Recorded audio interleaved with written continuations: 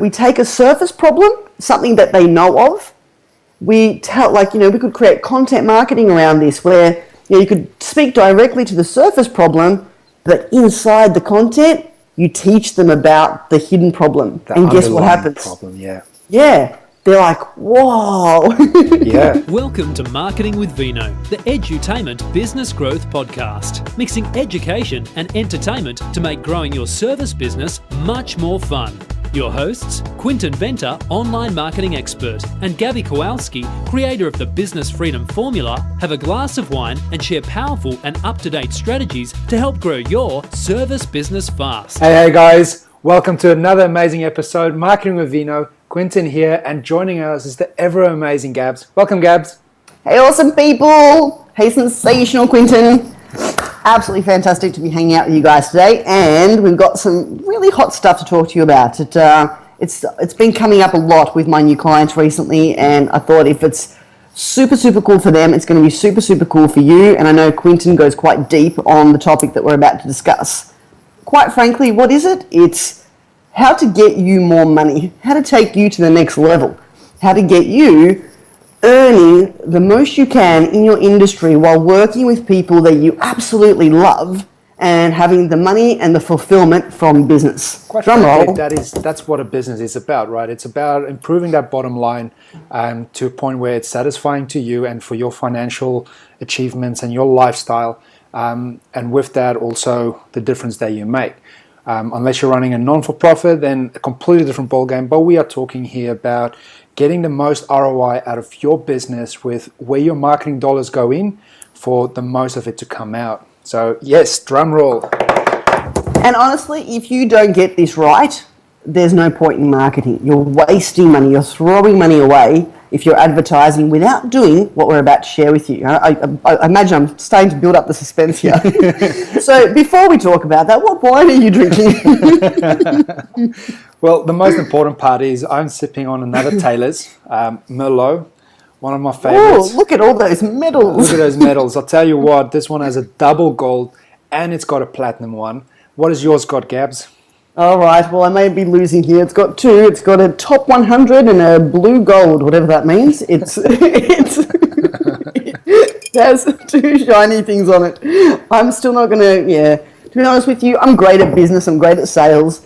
When it comes to wine, I go with what tastes good and what makes me feel warm and fuzzy. So that's what it's all about. It is about enjoying great wine with great chats. Cheers to that.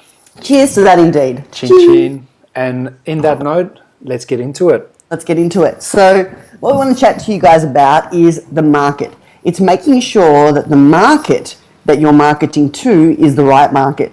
So there's a couple of things to know. One is if you believe that your market is everybody, that makes you a generalist. And generalists don't make as much money as specialists, meaning that specialists become awesome at fixing a certain kind of problem, and then people come to them to fix that certain kind of problem. The reason why that returns a greater on investment to them is one, their prices are higher, but two, the people that come to them have a problem that they're desperate to fix. It's not just if you look at GPs, for argument's sakes, it's not just I've got a cold, I'll just go to my doctor and get a doctor's certificate or whatnot. Yeah. It's someone with a specific problem. Like my toe is 8 times the size it should be. I need that stuff fixed. Yeah. I'm going to a foot specialist, because it means something to me to fix my toe because I don't feel very good. None of my shoes fit, and quite frankly, it's had a big negative effect on my ability to pick people up or whatever it is, right? So ultimately, it's one, understanding that to go from generalist to specialist, you need to identify who is your market, what problem are you really good at solving. And what we call this in marketing is an avatar. It's a hologram. You create an avatar, a hologram of your ideal client. And basically all this is understanding that when it comes to marketing, if you have all your marketing speaking to one person, that doesn't mean you're not going to get other people. It just means that it actually connects. It's not you trying to speak to 10,000 people at once, which would be pretty difficult. It's actually like you speaking to one person, one problem, And as a result, you're going to get those people, and you're also going to get people attracted to your message that are 95% your avatar, 85% your avatar, meaning that, you know, it's not just restricted to that one particular person, it's that person, and give or take 20%. Well, it's not really give, but it's take 20% or so. The way that we actually explain it to our clients is because we talk a lot about their budgeting and what they'll be spending on ads in a sense of to get the greatest ROI. So we explain to them in a metaphor, imagine your budget being a bucket of water, right? And imagine Facebook being 1.6 billion people in front of you, right? They are just scattered in front of you. You stand there with your bucket, with your budget. Now, what you want to do is you want to wet these people, but you only want to wet them because by wetting them, it's reaching them and making an impact, right? Now, if you take that bucket of water and you're throwing it out there, chances are no one's going to get absolutely soaked. Like only a few people might actually feel something. But to make the most impact, we want to be able to throw that bucket onto one or two people and absolutely soak them so that they can feel the impact and therefore actually resonate with that as well. Now, what will happen is other people around there will see actually what is going on with that person in their transformation, whether it's their business, their health, their wealth, their relationships, the results that you are getting them. And then obviously Jane is going to start talking to Bob, or Bob is going to start talking to Tom, and Peter is going to overhear them and he's going to be like, I want to get a little bit in on that. And that's where you're going to start attracting the other people that are associated with your avatar. But your main focus is what are you actually spending your money on?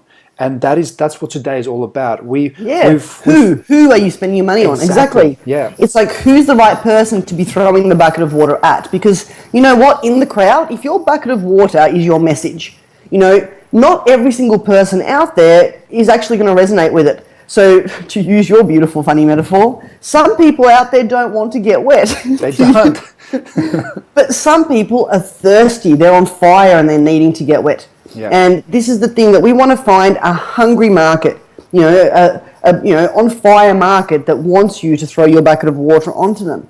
But you need to first identify who that is. Yeah. So when you're looking at, okay, so who's going to be my marketplace, who's going to be my avatar, you've got to understand that this person, has to have a problem that's big enough for them to want to solve it. So we don't go and we don't find obscure, weird markets. So I see this, happening sometimes where people will go, oh, I'm going to create like this weird avatar that no one's going after.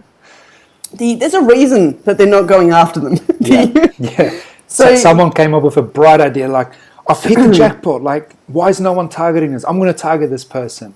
Yeah. I can tell you that, usually if you're in small business, there's a bigger fish that's tested the marketplace before you got here.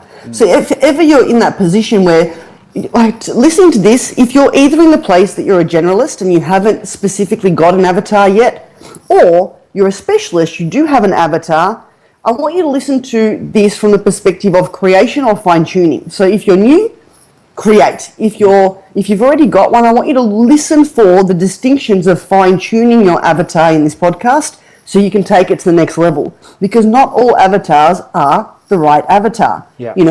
So one thing you want to do is you want to find someone who's hungry for the problem to be solved. They're not someone that you think needs the problem solved. They're someone who thinks they need the problem solved. Yeah. Yeah? Would you agree with that? I totally agree with that. So for the one listening that is just getting started and trying to find the market, do you mind if I just quickly share a powerful strategy just to explain to him or her exactly what they need to do to find that? So Google is an amazing platform where people will go and search for a solution to their problem, right? Now, let's just say that you are a physio and you are currently working with, and you're thinking about working with people who suffer only with shoulder pains, shoulder joint injuries. Now, simply what you need to do is go to Google and type in shoulder pain and shoulder pain physio. Now, start noticing if there's any ads being run currently, if there's any AdWords up. Now, what that is an indicator. If you were to notice that there is ads coming up, then probably someone's already spending money in that field. Therefore, they are probably already testing it. And if there's multiple people spending money in that field, then it's probably a competition. That is healthy. That is something that you want to take note of. If you go and search for your problem that you want to solve and no one is running ads on Google, then that's probably the first flag. Then you're like, why isn't anyone running traffic to this yet? Or why isn't anyone advertising on this platform yet? So that's one of the first steps that we basically look at to see exactly if this is an opportunity to go further. So start with that first, and then we can always go into more strategies later in another episode. But that is the very first one to use as a criteria. Love that. I remember a while ago there was someone I spoke to. It was actually an old client of mine, and I tried to veer her away from the niche she had chosen. So what she was doing was she said that she was going to niche, meaning like her avatar. Niching is basically just focusing your efforts into one particular area, yeah? Her avatar was a strong woman. And ultimately it was all about strong, dominant woman. And and that was the avatar. Now the problem with that is, okay, so what? Does that make sense? Like, it's still so broad, so broad. What's the real problem here? Is this strong woman? What's the problem of the strong woman? If you're like, it's all good and great to go, okay, she's strong, but that takes me to, that's not an avatar. An avatar is not strong woman or strong man or wimpy man or girly girl or The avatar is made up of two things. It's made up of a character and a problem. It's made up of, yes, he or she will have characteristics. They'll have values. They'll have a specific kind of character. But two, they need to have a specific problem that they want solved. And you need to be the perfect person to solve that problem. And your marketing needs to speak to that problem and also speak about the promise. So you need to identify, what is the actual problem this person has? Can I fix it? Because if you can't, don't go there. And two, what's the promise? What is it that they're really wanting? It's the where are they at that sucks, and what is it that they really want and why? And that gives you the fuel for your marketing. However, strong woman, it's just a character. It's not actually identifying with the problem. It's like, what is she frustrated about? Is she feeling weak? What is her desires? Does she want to become stronger? Like, you don't know. You're like, okay. If you Googled that, you probably get nothing. It's important to get this too, because if you're listening to this and you've never heard of avatars before, cool. But if you're listening to this and you've heard of avatars before and you're kind of finding it a little bit funny to find your own, you could also be, like, unfortunately getting into the case of looking at character too much and not focusing on the fact that it's twofold. It's a character and it's specifically a problem she or he has. And so it's funny, I ran an event just the other week, and we were talking about avatar, and we were going quite deep into my peeps' avatars. And one of the people that was there was new to my program, and she goes to me, when I said, okay, who's your avatar? She was literally like going from generalist to specialist. So for her, the process was she was creating an avatar that she wants to work with. However, what she said was, just to put it out there, she's got a stunning beauty clinic. So they do facials and treatments and all of that kind of stuff. Now, what she says to me is, okay, my avatar is 40 years of age. She used to look great when she was younger. She had, a few kids. She kind of neglected herself for a while, and now she's got damage. She needs the help. She needs the help. The truth of the matter is, does she want it? Yeah. Is it a problem for her? You could look at somebody that you can help. However, are they actually looking for the help? Is it a problem to them? Or are they have they made their peace with the fact that their skin's not looking great, or they've put on weight, or insert whatever it is. And so upon that note, she then realized, oh shit, the right avatar is the person who actually authentically values the thing that you do. So for example, in the case of beauty, the perfect avatar for the beauty industry is someone who values beauty. Of course. Because it makes sense. Yeah, whatever we value, we're going to spend money and time on. So as human beings, if you want to know what you value just as a person, whatever you're spending your money and time on right now in your life will actually show you what you value. Yeah. So if you buy organic food, you actually do value health to a certain degree. Does that make sense? Yeah.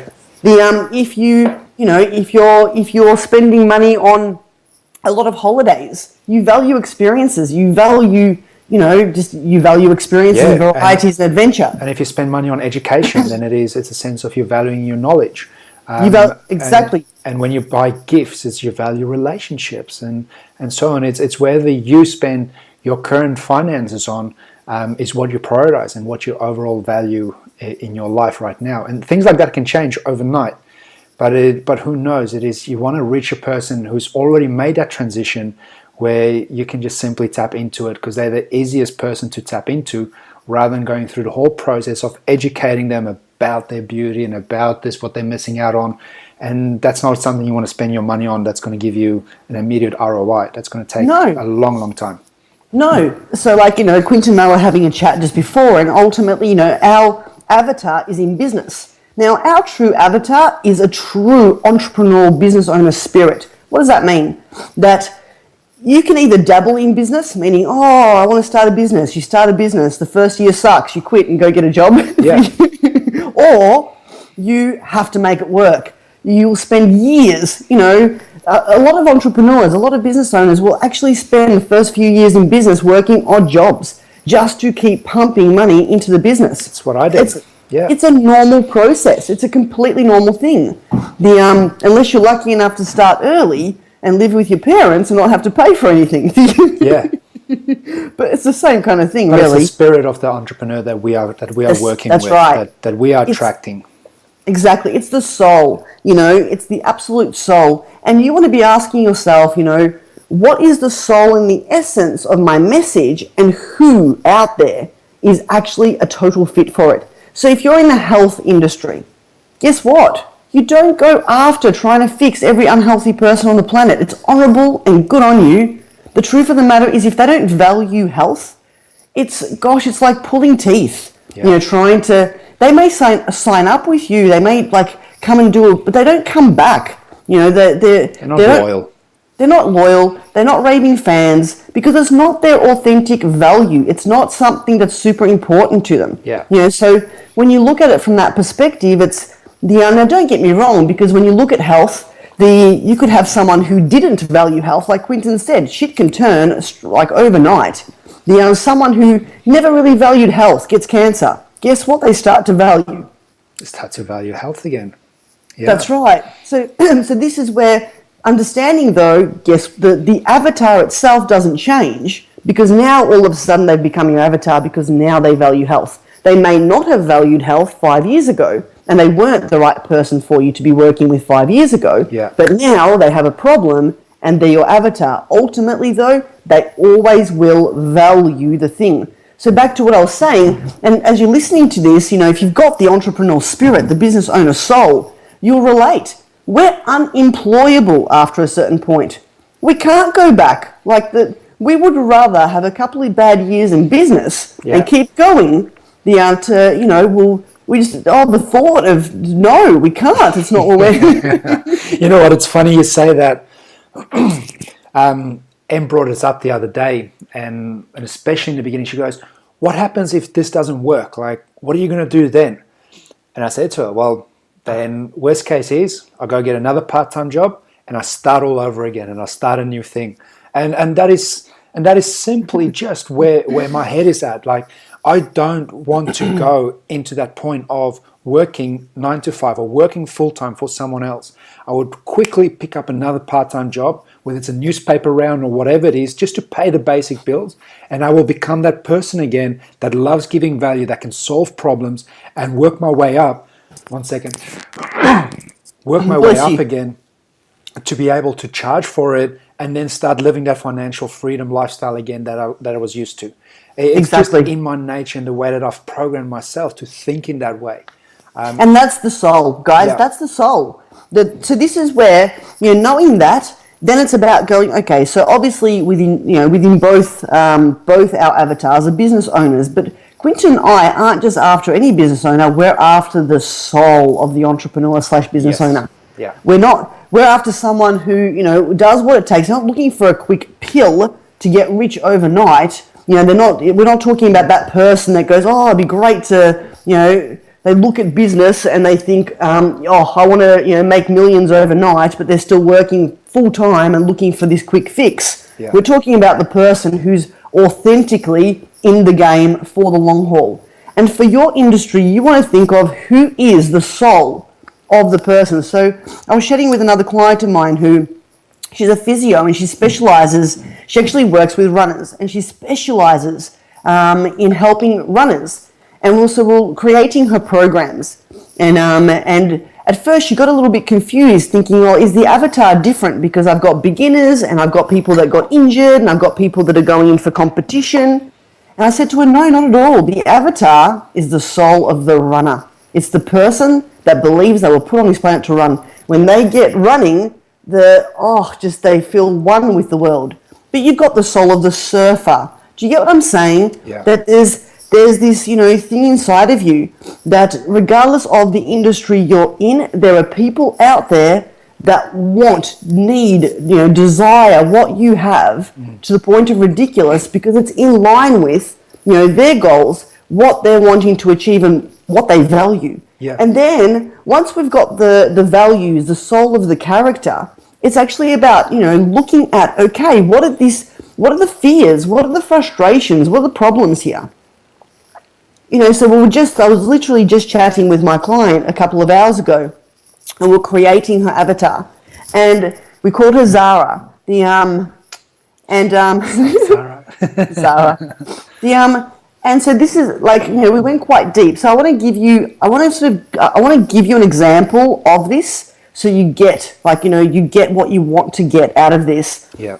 Also, just so you know, in episode 1, we actually spoke about avatars and we posted up an avatar interview inside the Marketing with Vino Club, which is a Facebook group. If you're not already in it, just go to marketingwithvino.com, click the join our group button. You can get in for free and you go to the files section in the group and you'll be able to access the interview that you can do with your ideal clients to get the answers that you need.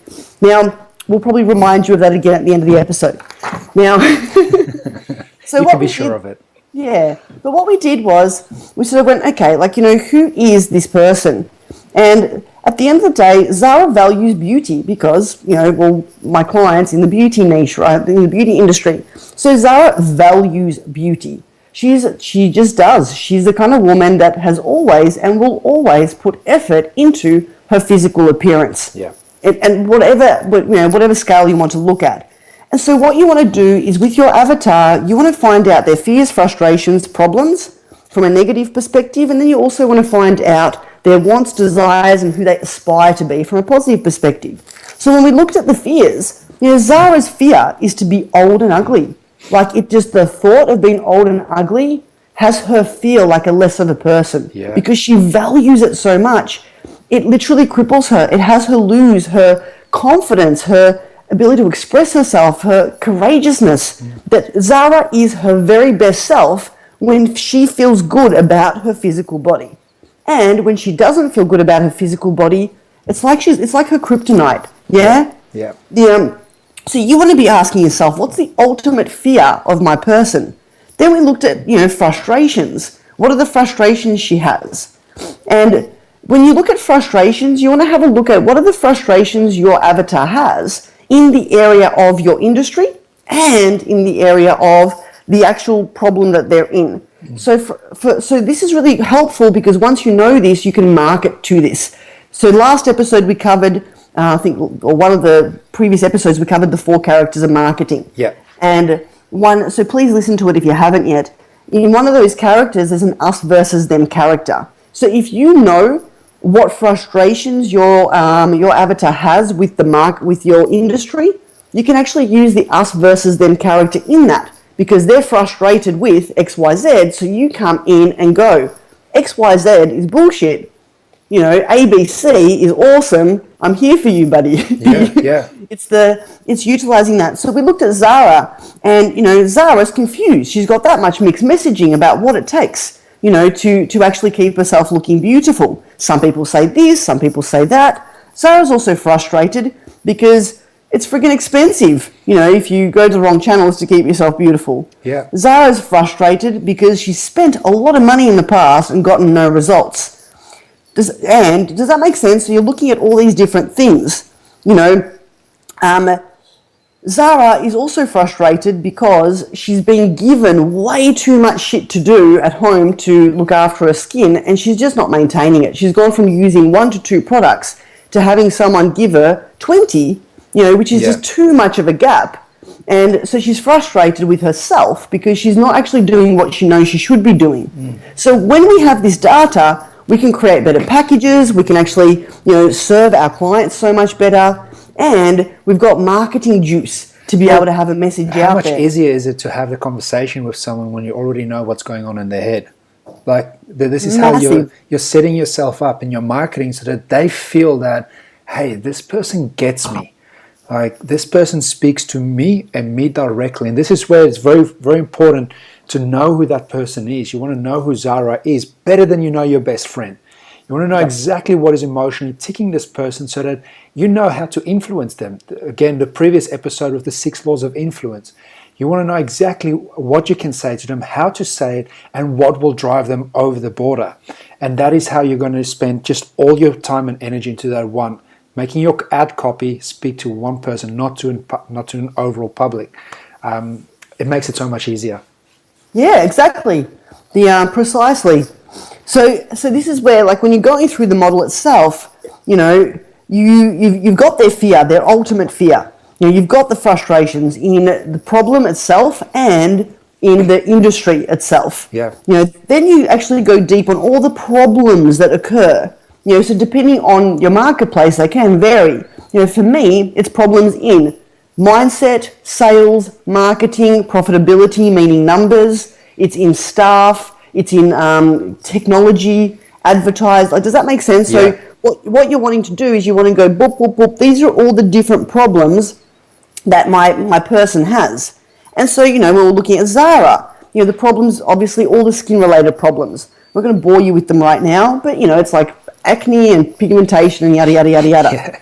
Yeah. The point is, though, what are all the problems that this person could possibly have? For some of you, it could just be that they have one problem. They have a back problem. But if you're looking at, different kind of specialities, like when I look at my client who's a physio and specializes with working with runners, there's a whole list of problems, that these people have. Yeah. And you actually want to go deep. You want to get to a point where you then start to look at, there's problems they know they have, and then you want to get that awesome at this, that there's problems they don't know they have, but you know they have because you're friggin' awesome at what you do. Yeah. That's the invisible problems that are causing them pain that are in their don't know basket. And when you know that those problems are there, I'm going a little bit advanced on you, but I'm going to do it anyway. Go for it. So what we do is, we take a surface problem, something that they know of. We tell, we could create content marketing around this where, you could speak directly to the surface problem, but inside the content, you teach them about the hidden problem. And guess what happens? Problem, yeah. Yeah. They're like, whoa. Yeah. Well, it's like opening up Pandora's box for them. Yep. They're like, I'm aware of this, like this is annoying me, but what is it actually the cause of it, the root of it? And that's when you go deep. And once you go deep there, they are just hooked. They're like, and that's where you put your IP into place. That's where your IP comes into play, where you separate yourself from everyone else. And they're like, this person has the solution and it's a system and it's unique. No one else has it. I can only get it through this person. He knows more than what I know or that anyone else knows. And that's where you position yourself as a trusted advisor.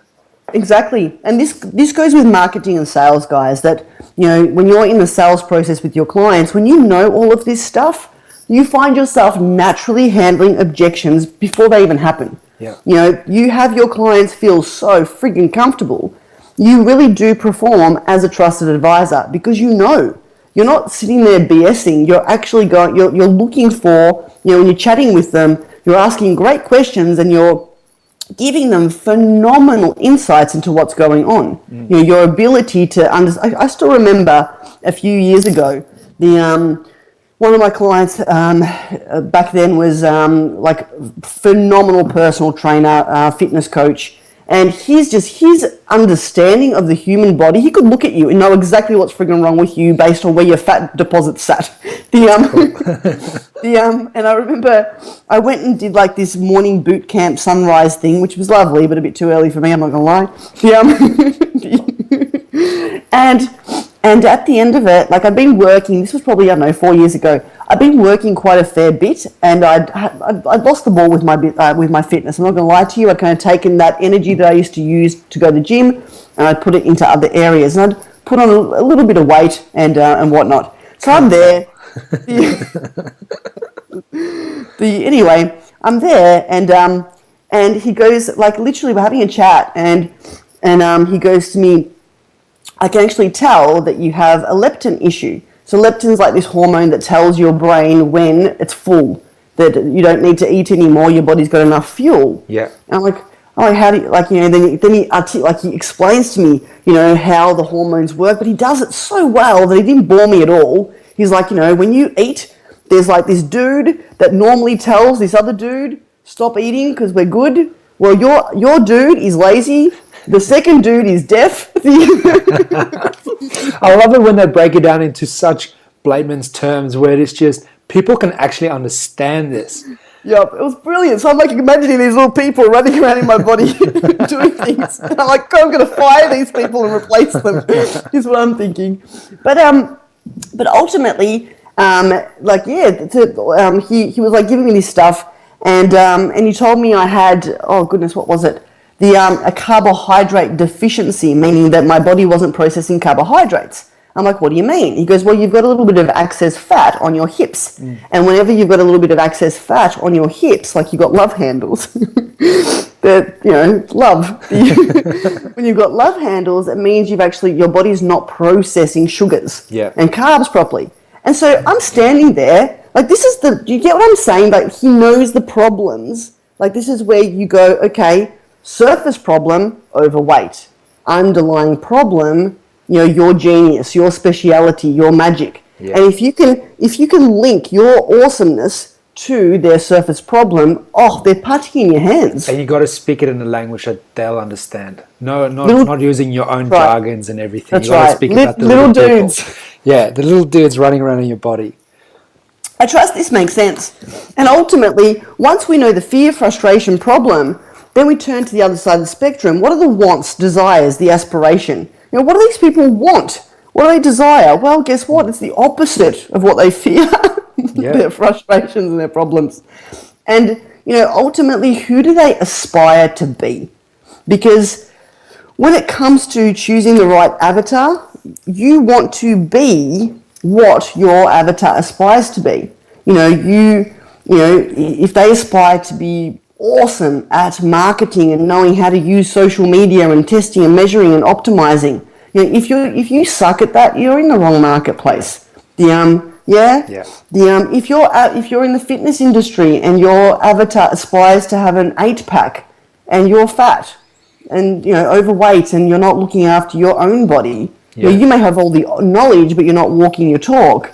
You're not in the right place. Yeah, it's kind of hard for them to trust you in that sense as well, to really take your advice seriously as well. So it's very, you need to pick your avatar, and you need to pick your industry and actually be a match for that. As much as you want to work with that particular avatar, if you have that person, you also got to think about who do you need to be worthy of that person. Massive. Who do you need to be to maintain, to attract and maintain that relationship? And obviously from that, you're not the overweight person teaching you how to get an 8-pack. Yeah, exactly. Yeah. You need to be that match. And don't get me wrong, at the end of the day, like, you know, if you're not that chiseled 8-pack person, then you don't promise to get them chiseled 8-pack. You promise them fitness. You promise them health. You know, that, like, does that make sense? Or if that's the case, that you have the knowledge, then you teach them the knowledge, then you promise them the knowledge, the information around it. what I'm saying is that at the end of the day, there's different reasons why people would go and get a personal trainer. Some of them just want to be fit. They don't want a friggin' 8-pack. Maintaining an 8-pack's hard work. Some of them literally just want to be fit and healthy and have energy and vitality. You know, there's a very big difference between having an 8-pack and being fit. They're two different, one's, there's this whole I want to look good versus I want to live longer, and have more energy, be vibrant and fit. It almost sounds like it's when the generalist becomes a specialist. The generalist is the fitness guy, and the specialist is the 8-pack that rocks the show. Love it. Yeah, good point. So ultimately, when we're looking at Zara, if her fear is getting old and ugly, then what does she want? She wants to look young she wants to look young as long as possible. She wants to look her best for her age as long as possible. She wants to be the 60-year-old that gets mistaken for a 40-year-old. Yeah. Yeah. Ultimately it's pretty cut and dry. If her frustrations are, oh my God, there's so much information out there. There's all these different opinions. That I'm having to do a million friggin' things to maintain my skin. She desires a simple solution. She desires the absolute strategy that works and she can see works and gets the results. Yeah? It's all like you're always looking at it's the opposite of, the opposite of what they're frustrated with. And who does she aspire to be? Well, Zara aspires to be the best version of herself. Yeah. It's just that. And with this particular client, her Zara is actually a bit of an overachiever. She desires to be the best version of herself, not just physically, but in her, into her mental plane, in her in the way she, interacts with others. And so this particular client has like JVs set up and, a collaboration with other people that work in other mediums, and has this client be able to go to coaches and kinesiologists, and she works on the whole inside and out of the person. Does this make sense, guys? Yeah, totally, yeah. Yeah? So for you, it's going, okay, to find out this information, you can either, one, you can sort of go, who have I loved working with? Who's been my favorite client that I've absolutely adored working with? And you can actually answer most of this stuff on a general basis. But to go deep, you want to do a little interview with these people, grab the interview I mentioned before. And two, you want to be constantly asking yourself, what does Zara want? You want to be intrigued and curious about your avatar ongoingly. To me, avatar work is not the kind of work we do once. No. Oh, and it's done. What's your take on that? You got to constantly check in. You got to make sure that you're still on the right path as well, and that you can actually get them the right results for the person that they are. I mean, when it gets to a stage that you can no longer help them, you've got to be prepared to say, cool, maybe it's time for you to start working with someone else. And you've got to be cool with that as well. So you constantly got to check in with where you are, where your avatar is at, and where your actual clients are at as well. Because as you start developing yourself, as you're growing through the journey, it might be that you no longer want to work with the person that was prior to them starting to work with you. You now only want to be the next version of Zara. You only want to work with the next version. But that happens as you're developing yourself, and that's where you need to constantly check yourself in. Yep. Exactly. And as you grow as a business, your avatar is actually going to change. Yeah. Meaning that, depending on where you are in business, then depending on what business you're in, what you'll find is in the first years of business, you do tend to work with a slightly different avatar than when you go forward. And that takes me to generalist moves to specialist. Yeah. But after a while, specialist moves to expert.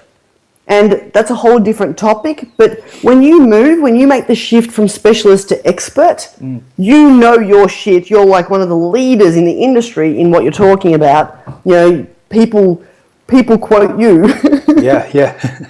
The avatar changes because now you're actually dealing with a higher level of, avatar, just a slightly different piece of the pie.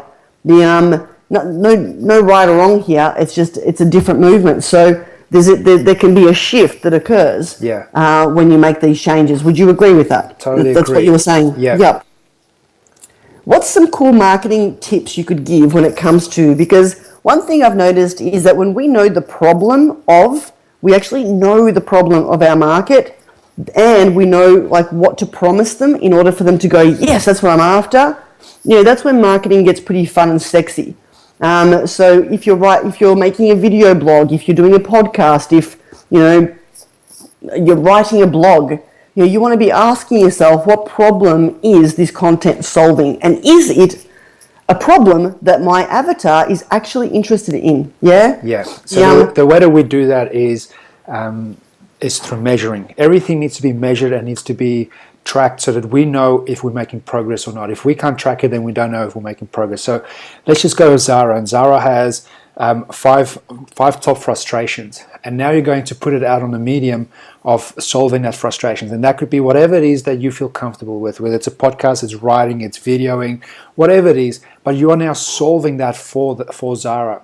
Now the next stage regarding marketing is you now want to put that content out there, and as you're putting that content out there, you want to track to see exactly how many people express interest in A, B, C, D, or E or F, or how many you have. You want to go and see exactly how they compare and match up against each other. And if it appears that B is outperforming A and C by far, then it is obviously B is a winner out of those three.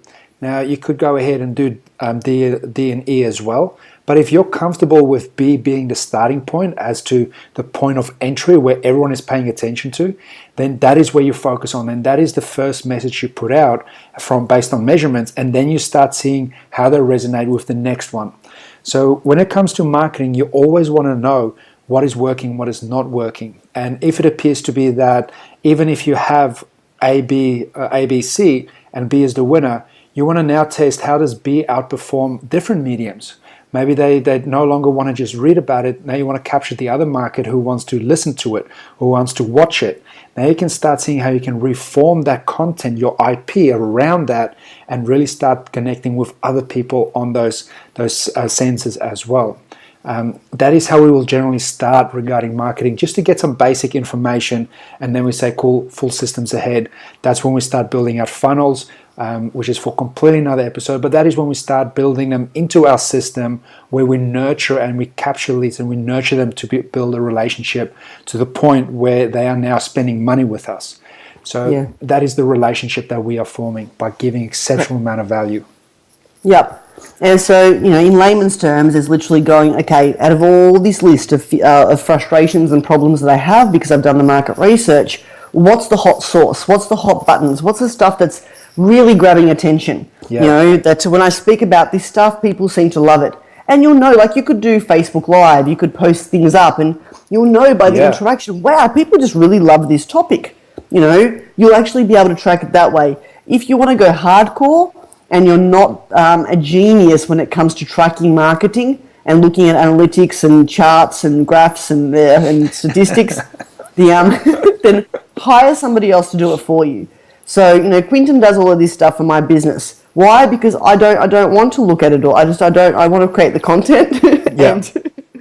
Well, the relationship is very easy, where it is Gabby now is comfortable by creating whatever content needs to be created based on what we recommend. So we will report back saying, Gabs, these are the things that is the hottest topics right now. Go and create an article, go and create a video series. And Gabby goes and creates it based on the recommendation. So she's constantly in a genius where she loves to help and she loves to create. Whereas we on the other side of things, where we love to put these things into practice and actually measure and see what is outperforming each other. So that's where the two geniuses match and they just form epicness. And, ultimately, this is a topic for another podcast, but I think we've probably covered it in some extent.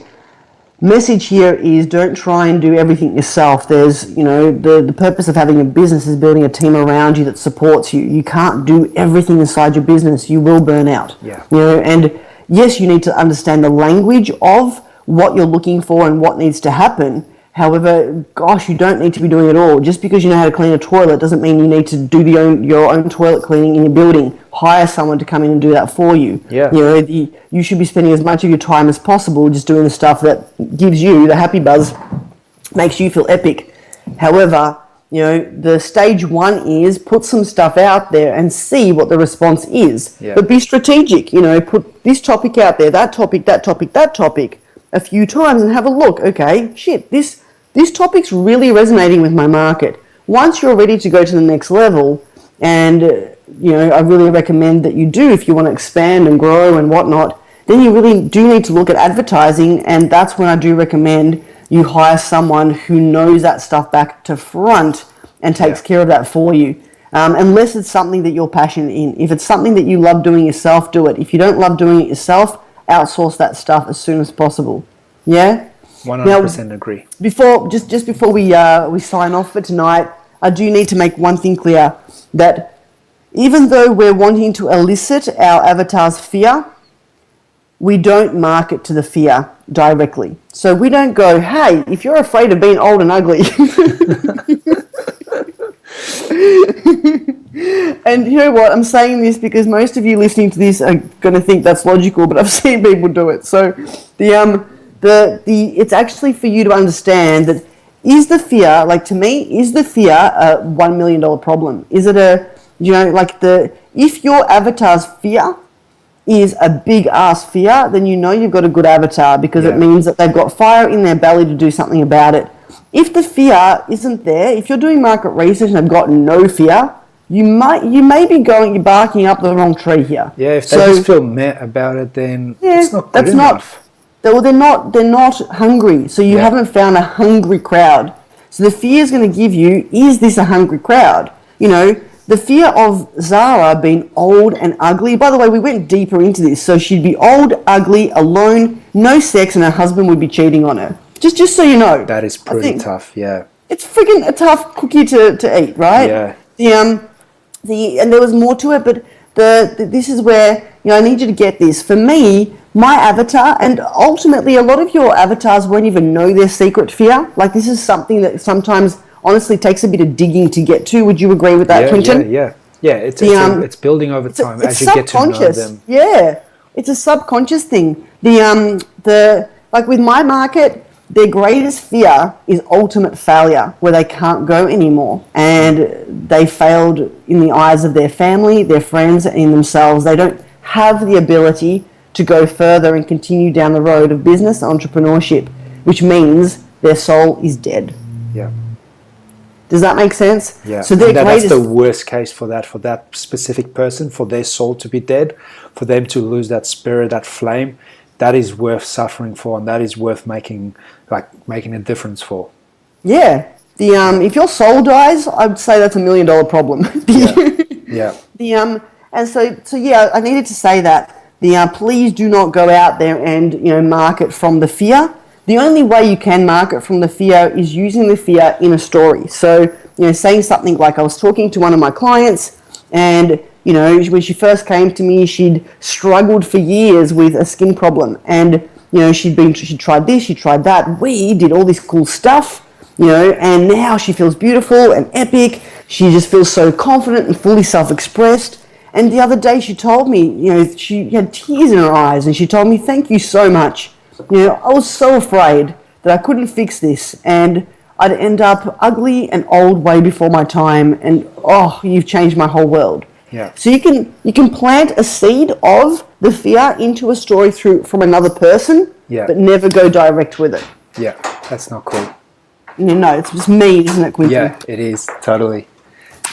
On that note, guys, as you're listening to this right now, we've mentioned this earlier, go check out marketingwithvino.com.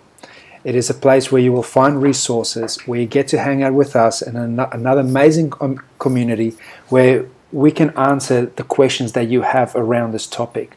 So go check out marketingwithvino.com, click on join the club, and one of our amazing legends will approve it, will welcome you, and we will welcome you as well. And we will kick off the ball with getting to know you better and the rest of the community. So check that out. And then all you need to do is go into the files section, and in there you'll see market research avatar. Grab yourself a copy of that and go do the market research report with your peeps. Listen to episode 1 because we go into a bit more detail as to what you should do with that report. with that interview. just to prepare yourself a little bit. It's been friggin' phenomenal hanging out with you again. It's been amazing. I think this episode really tied it in with the IP that we spoke about, the stories that we said to create, and how it all matches in when it plays out. I think it's been a very nice closure of that one chapter. Now we can really start going a little bit deeper, and I really look forward to it. Thank you so much, Gabs. It's been amazing. Love you, Cube. Love you, peoples. And see you next time. See you next time. Ciao, ciao.